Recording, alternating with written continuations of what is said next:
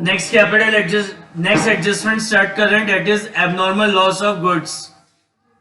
देखो इस एडजस्टमेंट में हमें क्या पढ़ना है कि ट्रायल बैलेंस बनाने के बाद हमें पता चला कि हमारे गोडाउन के अंदर गुड्स थे, उन गुड्स में कोई सा भी किसी भी कारण से कोई लॉस हो गया, या तो उनमें आग लगी है, वो चोरी हो गए, लेकिन हमने उन गुड्स का क्या करवा रखा था, इंश्योरेंस करवा रखा था।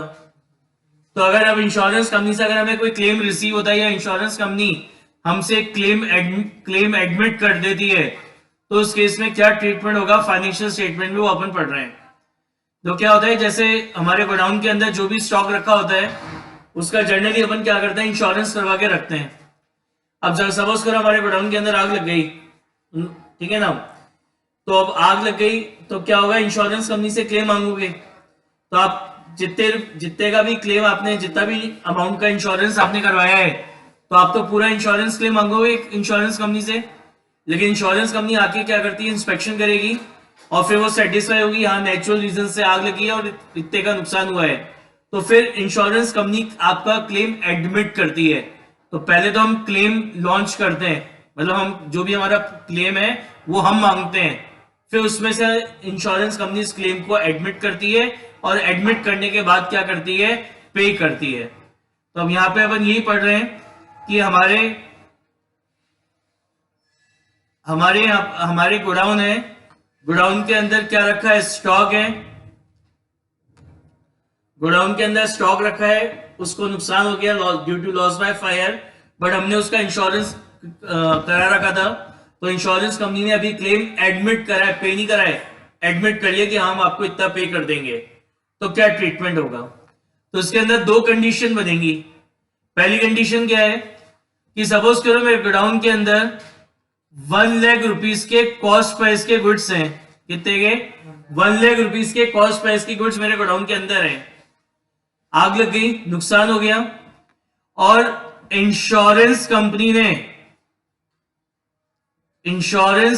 ने जो क्लेम एडमिट करा है कि बोले दे देंगे, दिया नहीं है, बोला दे देंगे, कितने का, 80,000 का, 80,000 रुपीज का इंश्योरेंस कंपनी ने क्लेम क्या करा, एडमिट कर लिया। तो अब यहां पे एंट्री क्या होगी, सबसे पहले अब ये पता कब चल रहा है, ट्रायल बैलेंस बनाने के बाद चल रहा है, तो इसकी एंट्री होगी loss by fire account debit to trading account. वैसे तो नॉर्मल एंट्री क्या होती, अगर ये ट्रायल बैलेंस बनाने से पहले पता चलता तो यहाँ ट्रेडिंग अकाउंट की जगह में किसको क्रेडिट करता, परचेज अकाउंट को, एंट्री होती loss by fire account debit to purchase account. लेकिन ये पता कब चल रहा है, ट्रायल बैलेंस बनाने के बाद, तो एंट्री होगी loss by fire account debit to trading. कितने का लॉस हुआ, अपन तो ये मानेंगे कि पूरे 1 लाख का नुकसान हुआ है, ठीक है ना, कि जितना स्टॉक था सारा चल गया। तो ट्रेडिंग अकाउंट की क्रेडिट साइड में आप लिखोगे बाय लॉस बाय फायर कितना, 1 लाख। अब इंश्योरेंस कंपनी ने कितना क्लेम एडमिट करा है, 80,000 का ना, तो अपन ने तो लॉस कितना माना था, 1 लाख का, एडमिट कितना करी इंश्योरेंस कंपनी, 80,000 का इंश्योरेंस कंपनी का हम दे देंगे, यानी एक्चुअल में लॉस कितना हुआ, 20,000 का। तो ये जो एक्चुअल में अभी जो लॉस हो रहा है इसको हम चार्ज करेंगे पीएनएल से। पढ़ाया था कि ड्यूरिंग द ईयर जितना भी लॉस होता है, all loss is debited in profit and loss account. तो यहाँ पे कितने का लॉस हो रहा है एक्चुअल में, 20,000 का, तो वो लॉस का ट्रांसफर करोगे पीएनएल में। क्या एंट्री पास करेंगे, insurance company account debit, insurance company ने क्लेम एडमिट करा है, तो इंश्योरेंस कंपनी को अपन ने अपनी बुक्स में बना दिया अपना डेटर, कितना देगी इंश्योरेंस कंपनी, 80,000 देगी। एक्चुअल में कितने का लॉस हुआ, 20,000 का लॉस हुआ, तो that loss will be transfer to PNL, तो profit and loss account debit, कितने का नुकसान हो रहा है, 20,000 का, और इस तरीके से हमारा ये loss by fire account settle हो गया, कितने से, 1 लाख से। तो इंश्योरेंस कंपनी को भी अपन ने डेटर बनाया 31 मार्च को, उसने दिया नहीं है पैसा, तो डेटर बनाया, तो उसको तो आप लिखोगे बैलेंस शीट में इंश्योरेंस कंपनी कितना देने वाली इंश्योरेंस कंपनी 80,000। और प्रॉफिट एंड लॉस अकाउंट को डेबिट करें किससे, लॉस बाय फायर से, तो आप यहां लिखेंगे टू लॉस बाय फायर कितना लॉस हुआ है 20,000। ये ट्रेडिंग अकाउंट में देखो कंसेप्ट के अकॉर्डिंग चलते हो तो ये loss by fire trading account की क्रेडिट साइड में आता है, क्योंकि इससे मेरी परचेज कम होगी कितने के 1 लाख की। लेकिन आप चाहें तो इसका एक अल्टरनेटिव तरीका और होता है प्रेजेंटेशन का, वो क्या है कि आप यहां लिखो टू परचेज और परचेज में से आप लेस कर दो लॉस बाय फायर, लेकिन क्या जो भी गुड्स की कॉस्ट प्राइस है, क्योंकि इतने रुपए से हमारी परचेज कम हो गई, तो चाहे यहां पे आप लेस करके दिखा दो चाहे इधर क्रेडिट साइड में दिखा दो, दोनों तरीके सही होते हैं। लेकिन आप अकाउंटिंग उसके हिसाब से चलते हो तो मैंने बताया एंट्री होती है loss by fire to trading, तो ये ट्रेडिंग अकाउंट की क्रेडिट साइड में आएगी।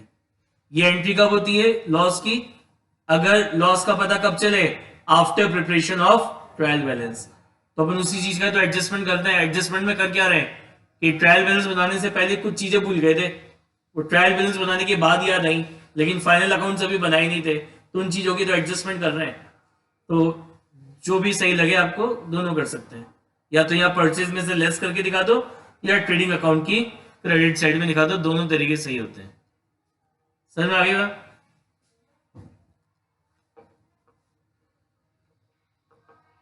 सेकेंड कंडीशन क्या है कि मेरे गोडाउन के अंदर क्या था 1 लाख रुपीज के कॉस्ट प्राइस के गुड्स थे। Insurance company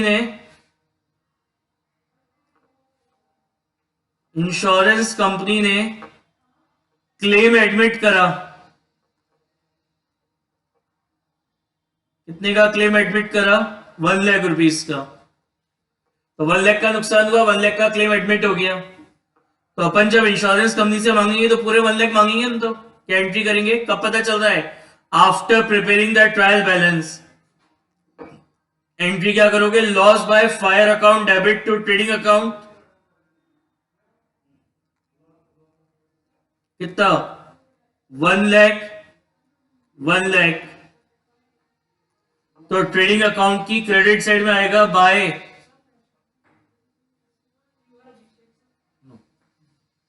by loss by fire 1 lakh, right. Alternatively आप क्या कर सकते हो, जब टू परचेज लिखते हैं ना ट्रेडिंग अकाउंट की डेबिट में, वहां से भी आप लेस कर सकते हो। यहां पे कोई एक्चुअल में लॉस हो रहा है क्या, नहीं हो रहा ना, 1 लाख का नुकसान हुआ था, पूरा 1 लाख रुपए इंश्योरेंस कंपनी दे रही है, कोई एक्चुअल में लॉस नहीं हो रहा, तो पीएनएल में कुछ नहीं जाएगा, एक्चुअल में तो कोई लॉस हुआ नहीं। तो सेकेंड एंट्री क्या होगी,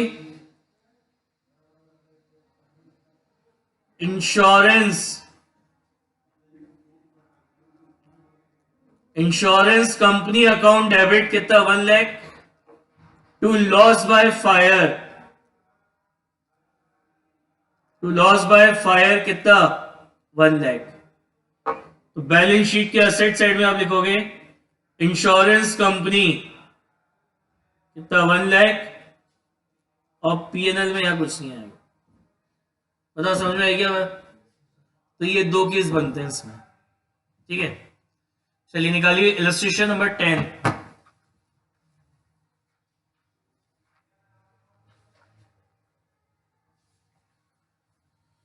इलस्ट्रेशन नंबर 10,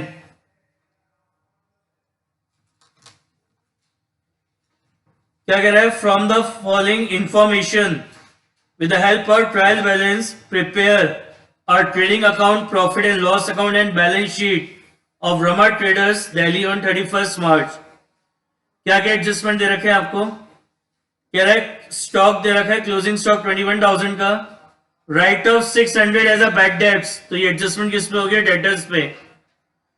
फिर कह रहा है create provision for discount on debtor and creditor, तो ये भी डेटर पे एडजस्टमेंट है और क्रेडिटर्स पे भी एडजस्टमेंट है। फिर कह रहा है create provide depreciation on plant and machinery at the rate 10%, तो प्लांट एंड मशीनरी पे एडजस्टमेंट हो गया आपका। Fire occurred on 20th March 2020 in the godown, the stock of the value 8,000 were destroyed, it was insured and the insurance company admitted, पे नहीं करा है, admit करा है कितना क्लेम, 5000 का, ठीक है ना। अब उसकी अपन को ट्रेडिंग पीएनएल बनाना है। सबसे पहले स्टार्ट करते हैं, क्या दे रखा है आपको, ओपनिंग स्टॉक। तो ओपनिंग स्टॉक का लिखते हैं ट्रेडिंग अकाउंट की डेबिट साइड में, तो ट्रेडिंग अकाउंट की डेबिट साइड में लिखेंगे टू ओपनिंग स्टॉक, कितना दे रखा है ओपनिंग स्टॉक आपको, 18000। परचेज दे रखी है, मैं वो लॉस बाय फायर का एडजस्टमेंट वैसे करूंगा क्रेडिट साइड में लिख के, तो मैं डायरेक्टली यहां लिख रहा हूं टू परचेज, कितना दे रखा है 85,000। फिर दे रखा है इंश्योरेंस, तो insurance is a indirect expense, PNL में लिखेंगे तो insurance 2800। Salary it is also indirect expense, तो आप यहां लिखोगे टू सैलरी 12,000। लॉ चार्जेस, ये भी हमारे इनडायरेक्ट एक्सपेंस होते हैं, तो इसको भी आप प्रॉफिट एंड लॉस अकाउंट में लिखोगे टू लॉ चार्जेस, कितना है 1500। कैश एट बैंक, ये हमारा करंट एसेट है, तो बैलेंस शीट के एसेट साइड में लिखेंगे cash at bank, cash at bank 16,000। Trade expenses, तो सेल से रिलेटेड जो भी हमारे एक्सपेंस होते हैं ऑल आर इनडायरेक्ट एक्सपेंस, तो पीएनएल में डेबिट कर देंगे to trade expenses 1000। Postage and call, तो ये भी ऑफिस का खर्चा होता है पोस्टेज का, तो इसको भी अपन का लिखेंगे प्रॉफिट एंड लॉस अकाउंट की डेबिट साइड में टू पोस्टेज एंड कॉल, कितना दे रखा है 1500। प्लांट एंड मशीनरी, अब देखो जरा, प्लांट एंड मशीनरी 1 अप्रैल को थी 1 लाख की, और फिर अपन ने 1 अक्टूबर को 10,000 की और परचेज कर ली। अब इस पर एडजस्टमेंट कह रहा है 10% डेप्रिसिएशन लगाना है, तो पहली चीज तो ये कि plant and machinery is our fixed asset, तो क्या लिखोगे बैलेंस शीट के असेट साइड में, तो टोटल प्लांट एंड मशीनरी कितना है 1,10,000। अब देखो डेप्रिसिएशन कैसे लगेगा, depreciation on plant and machinery, तो 1,10,000 में से 1 लाख का प्लांट एंड मशीनरी तो पूरे साल भर था मेरे पास, तो इस पे तो पूरे साल भर का लगा देंगे, 1 लाख का 10% कितना 10,000, समझ में आ गई क्या बात। और जो 10,000 का प्लांट एंड मशीनरी, रिमेनिंग 10,000 का, ये इस करंट ईयर में खरीदा है, कब खरीदा है 1 अक्टूबर, तो इस पर डेप्रिसिएशन लगेगा 1 अक्टूबर से 31 मार्च, तो 1 अक्टूबर से 31 मार्च कितने होते हैं 6 मंथ्स होते हैं, कितना हो गया 500, तो ये हो जाएगा 10,500। तो हम यहां पे लेस करेंगे डेप्रिसिएशन 10,500, तो 1,10,000 में से 10,500 माइनस किए, तो यह आ जाएगा 99,500, 99,500। और ये जो डेप्रिसिएशन है it is a indirect expense, तो इसको अपन डेबिट करेंगे कहां पे, प्रॉफिट एंड लॉस अकाउंट में, तो depreciation on plant and machinery 9,500, इतना ही था ना, नहीं 10,500, 10,500, बता समझ में आ गई कि। नेक्स्ट वेजेस, तो wages is a direct expense, तो इसको अपन डेबिट करेंगे कहां पे, ट्रेडिंग अकाउंट में, तो वेजेस अकाउंट कितना 12,000। डेटर्स, अब इस पर एडजस्टमेंट है, पॉइंट नंबर कौन सा, सेकंड, 600 के बैक डेप्स हुए प्रोविजन बनाना है, तो ये वर्किंग नोट बनाएंगे। सबसे पहले क्या लिखेंगे इस पे, बैक डेप्स, कौन से bad debts, which is given in the trial balance, तो देखो जरा ट्रायल बैलेंस में कोई बैक डेप्स है क्या, नहीं है ना, कोई बात नहीं, नील लगा दो, नील नहीं है। फिर हम इसमें ऐड करेंगे further bad debts, further bad debts कौन से होते हैं, which is given in the adjustment, तो एडजस्टमेंट में दे रखे हैं write off 600 as a bad debts, further bad debts हो गए 600 ये। फिर लेस करेंगे अब इसमें से क्या, ओल्ड प्रोविजन फॉर डाउटफुल डेब्ट। ये कहां पे होता है, it is given in the trial balance. तो ट्रायल बैलेंस में दे रखा है प्रोविजन फॉर डाउटफुल डेब्ट कितना 900, और ऐड करेंगे अपन न्यू प्रोविजन फॉर डाउटफुल डेब्ट। और ये न्यू प्रोविजन फॉर डाउटफुल डेब्ट कैसे निकालते हैं, डेटर्स। तो डेटर्स कितने हैं 20,600 माइनस फर्दर बैड डेब्ट्स कितने हैं 600 के, इंटू रेट कितना दे रखा है 5%। तो 20,000 का 5% कितना होता है 1,000 होता है। तो ये एडलेस करेंगे तो ये प्रोविजन आ जाएगा कितना 700 का, पॉजिटिव आ रहा है। तो it will be debited in profit and loss account. तो आप यहां लिखोगे टू प्रोविजन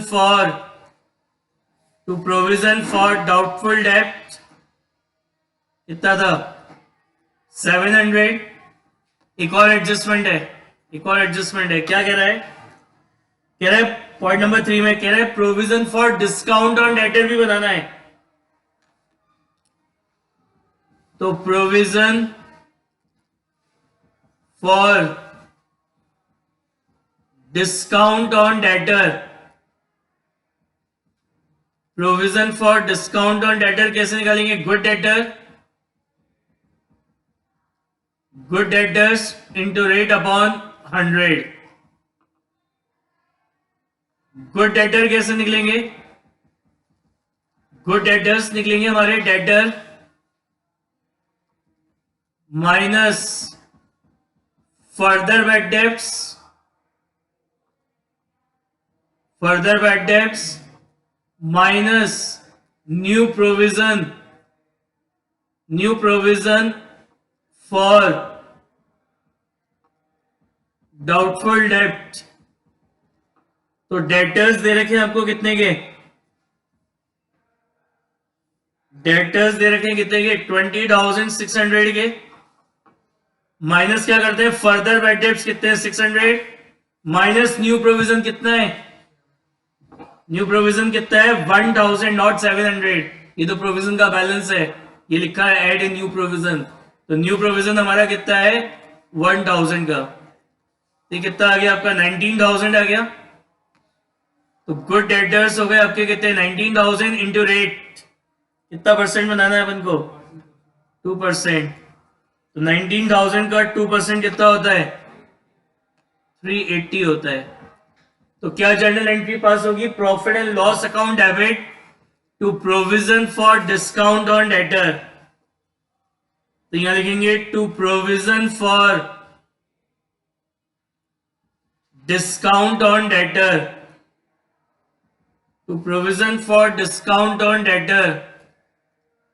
कितना दे रखा है आपको 380, कितना है 380।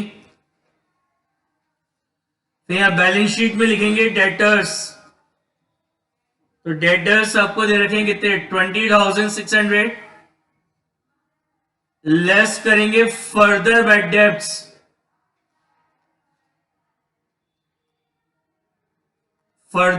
डेब्ट्स, कितना है 600, लेस करेंगे न्यू प्रोविजन फॉर डाउटफुल डेब्ट।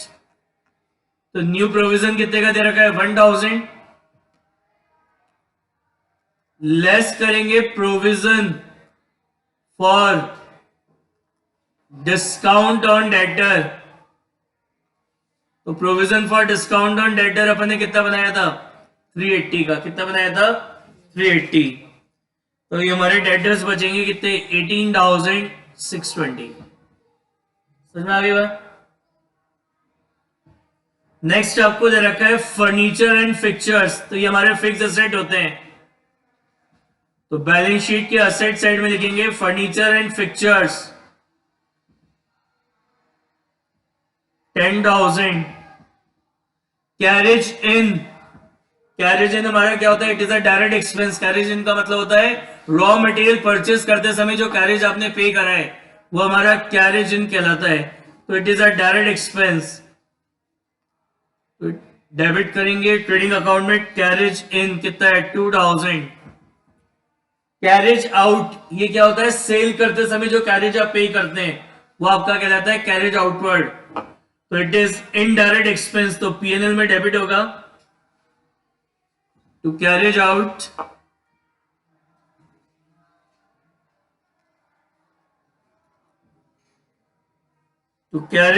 कितना है?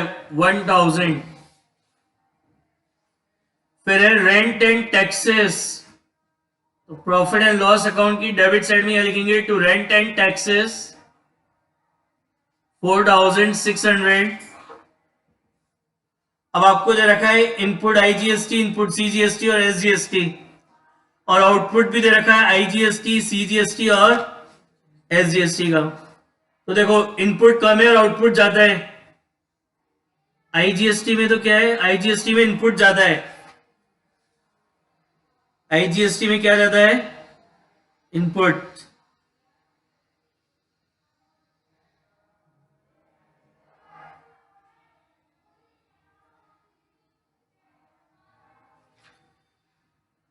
तो इनपुट कितना है? 600 है और आउटपुट कितना है इसका? 500 ही है।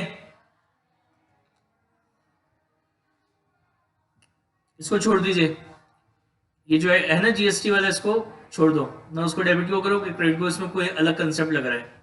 मैंने बताया था ये setup of GST is not in our syllabus. तो इस वाले पॉइंट दोनों को छोड़ दो, आउटपुट को भी और इनपुट को भी। इस पर कोई फर्क पड़ेगा नहीं, डेबिट में से भी उतने हटा दिया और क्रेडिट में से भी उतने कर दिया। एग्जाम में नहीं आएंगे सेटअप के क्वेश्चन, ठीक है, इसको छोड़ दीजिए। नेक्स्ट है आपका प्रिंटिंग एंड स्टेशनरी। तो प्रिंटिंग एंड स्टेशनरी आपको दे रखा है कितना? 4,000। तो आप it is a indirect expense, तो आप यहां लिखोगे टू प्रिंटिंग एंड स्टेशनरी कितना दे रखा है? 4,000। उसके बाद ड्राइंग्स हैं, तो ड्राइंग्स को इधर अभी कैपिटल लिखेंगे, तो कैपिटल में से लेस करेंगे ड्राइंग, तो कैपिटल में से लेस करेंगे ड्राइंग कितना है? 10,000। उसके बाद कैपिटल दे रखी है, तो कैपिटल आप यहां लिखोगे 98,000। क्रेडिटर से अब इस पे एक एडजस्टमेंट है, तो इनर कॉलम में लिखो क्रेडिटर 30,000। क्या एडजस्टमेंट? पॉइंट नंबर 3 में कह रहे हैं create provision for discount on creditor. ये शायद मैंने पहले ही बताया था कि पहले भी आता है एक क्वेश्चन में कि प्रैक्टिकली मैं देखूं अकॉर्डिंग टू कंजर्वेटिज्म कंसेप्ट ये होना ही नहीं चाहिए। क्या मतलब समझ में आता है? Provision for discount on creditors पे ये बोले क्रेडिटर है, इन पे फ्यूचर पे इतना डिस्काउंट मिलेगा, उसको अपन ने अभी से रिकॉर्ड कर लिया। तो हमारा कंजर्वेटिज्म कंसेप्ट क्या कहता है? प्रूडेंस, कि फ्यूचर में अगर कोई इनकम होने वाली है तो जब हो जाए तब रिकॉर्ड करना है, पहले से नहीं करना। एक्सपेंसेस के लिए जरूर कहता है कि फ्यूचर में कोई एक्सपेंस होने वाला है तो उसके लिए पहले से प्रोविजन बना लो। तो इसलिए इस क्रेडिटर पे कोई प्रोविजन नहीं बनता है, यहां दे रखा है, अपन कोई बात नहीं बना देते हैं, बट ऐसा प्रैक्टिकली नहीं होता है और कंसेप्चुअली ये गलत है। तो इसमें से क्या करेंगे? इससे हमारे क्रेडिटर्स कम हो जाएंगे, तो लेस करेंगे provision for discount on creditor. कितना परसेंट बनाने को कह रहा था वो आपसे? 2%। तो 300 का 2% कितना होता है? 600। तो ये आ जाएंगे 29,400। और ये प्रोविजन तो इनकम हो गई ना आपकी, क्रेडिटर्स को कम पे करना पड़ रहा है। तो प्रॉफिट एंड लॉस अकाउंट की क्रेडिट साइड में लिखेंगे by provision for discount on creditor. कितना दे रखा है आपको? 600। सेल्स दे रखा है, तो ट्रेडिंग अकाउंट की क्रेडिट साइड में लिखेंगे बाय सेल्स अकाउंट 1,50,000।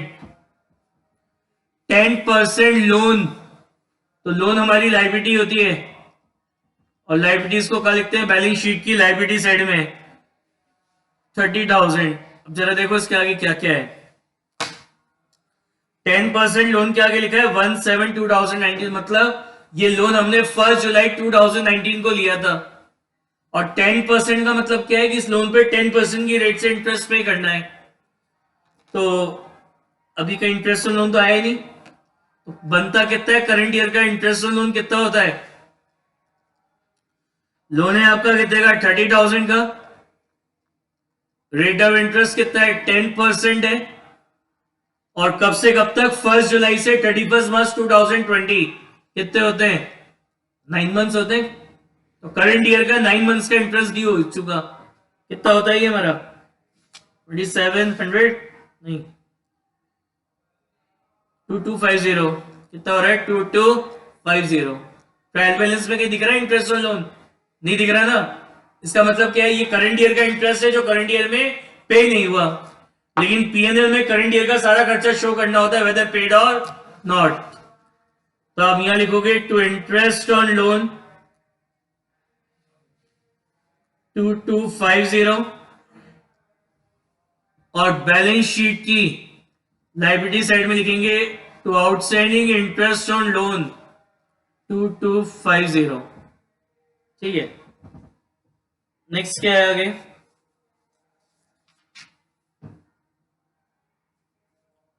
डिस्काउंट दे रखा है क्रेडिट साइड में, मतलब ये डिस्काउंट आपने रिसीव करा है। उससे पहले प्रोविजन भी दे रखा था, तो प्रोविजन का एडजस्टमेंट अपन कर चुके, अब दोबारा नहीं करना है। फिर डिस्काउंट दे रखा है क्रेडिट साइड में, तो यहां लिखेंगे बाय डिस्काउंट। कितने का डिस्काउंट है, 1600। जीएसटी को छोड़ दो। अब क्लोजिंग स्टॉक दे रखा है आउटसाइड द ट्रायल बैलेंस, तो ट्रायल बैलेंस के बाहर दे रखा है। तो एक तो ट्रेडिंग अकाउंट की क्रेडिट साइड में लिखेंगे बाय क्लोजिंग स्टॉक। कितना दे रखा है क्लोजिंग स्टॉक आपको, 21,000। और दूसरा आप इसको क्या लिखोगे, बैलेंस शीट की असेट साइड में लिखोगे क्लोजिंग स्टॉक। कितना है, 21,000। पॉइंट नंबर 1 हो गया, 2 हो गया, 3 हो गया, 4 हो गया, 5 हो गया, सारे हो गए।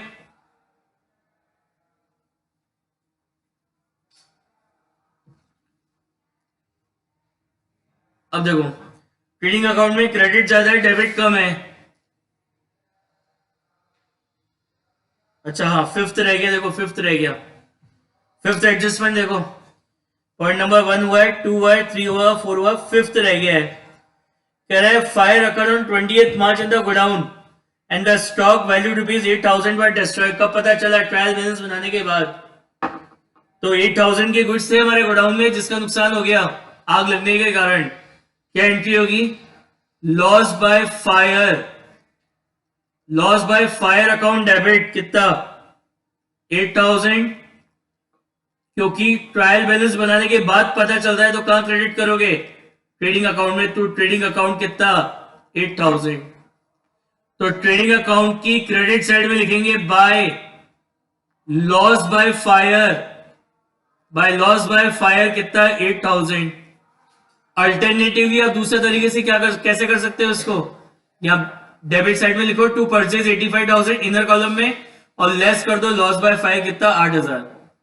समझ में आ गई क्या बात। अब आगे क्या कह रहा है, इंश्योरेंस कंपनी ने 5,000 का क्लेम एडमिट कर लिया, दिया नहीं है, एडमिट करा है। तो क्या एंट्री होगी, इंश्योरेंस। इसकी एंट्री भी इंपॉर्टेंट है, और एंट्री ज्यादा इंपॉर्टेंट है। ये मान के चलना 100% आएगा ये एंट्री इसकी, अभी टर्म 2 में। इंश्योरेंस कंपनी अकाउंट डेबिट कितना, 5,000 देगा। तो 8,000 का लॉस हुआ था, 5,000 ही दिया, एक्चुअल में कितना लॉस हो गया, 3,000 का।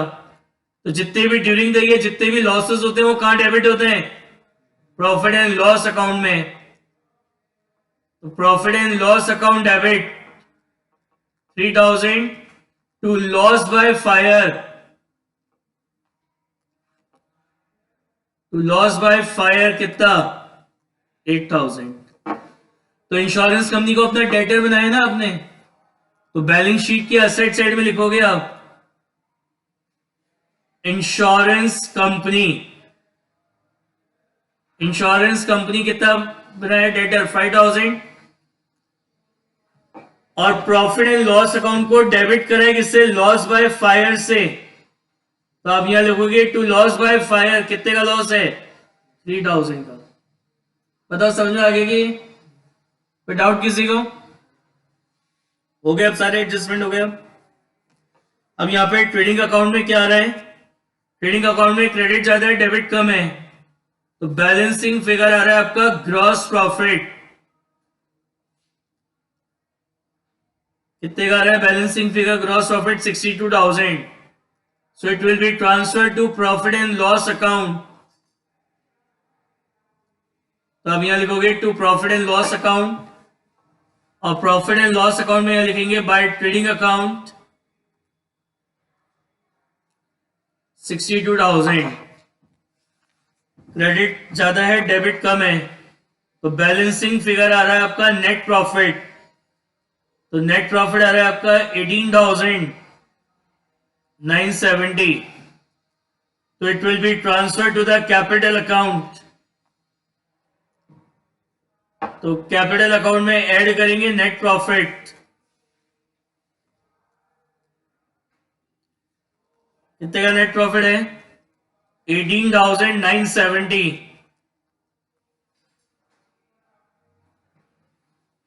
तो ये आ रहा है 1,06,970 तो यहां लिखोगे कैपिटल 1,06,970 समझ में